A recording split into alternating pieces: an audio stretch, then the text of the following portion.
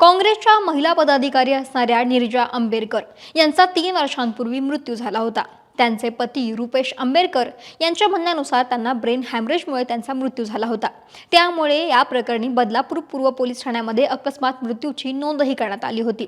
मात्र आता 3 वर्षांनंतर गिरिजा आंबेडकरचा मृत्यू हा ब्रेन हॅमरेजमुळे नाही तर तिची हत्या झाल्याचा धक्कादायक खुलासा झालाय आणि हे भयानक कृत्य तिच्याच पतीनं आपल्या मित्रांसोबत मिळवून गेलं। नेमकं काय घडलं नीरजासोबत पाहूयात व्हिडिओच्या माध्यमातून।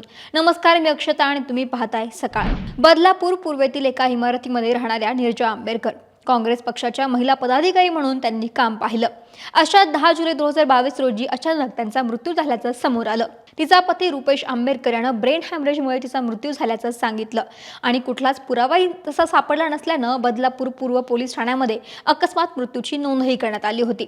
मात्र 3 वर्षांनंतर हे प्रकरण एका वेगळ्या वळणावरती येऊन ठेपलंय, कारण नीरजा आंबेडकरचा मृत्यू हा ब्रेन हॅमरेजमुळे नाही तर तिची हत्या झाल्याचा धक्कादायक खुलासा झालाय।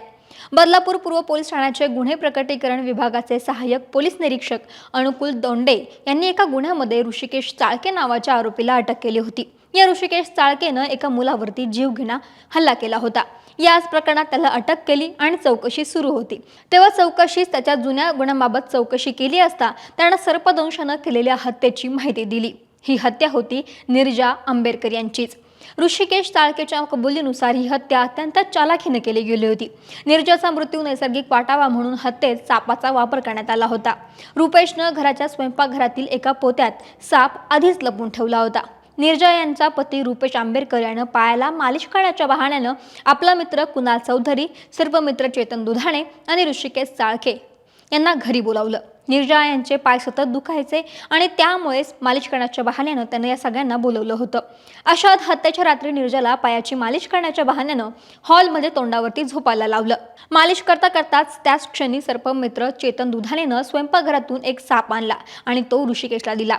रुपेशनं नीरजाला पकडलं आणि ऋषिकेशनं साप धरला आणि नीरजाच्या डाव्या घोट्यावरती 3 वेळा त्या सापानं चावा घेतला। नीरजाच्या पायावरती 3 वेळा सर्पदंश करून तिला संपवलं गेलं। तसेच ब्रेन हॅमरेजचा बनाव करून नैसर्गिक मृत्यू असल्याचं भासवलं। मात्र ऋषिकेश चाळकेनं दिलेल्या जबाबानंतर या सर्वांनी केलेलं काळं कृत्य जगासमोर आलंय।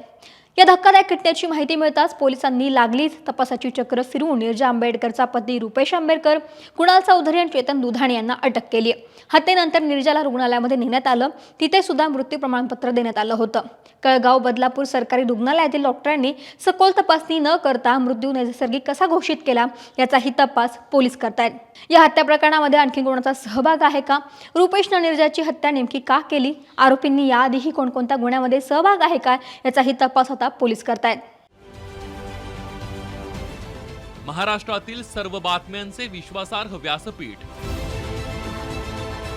सकाळच्या सर्व सोशल मीडिया प्लॅटफॉर्मला लाईक, फॉलो आणि सबस्क्राईब करा। तसंच सर्व नोटिफिकेशनसाठी बेल आयकॉन प्रेस करायला विसरू नका।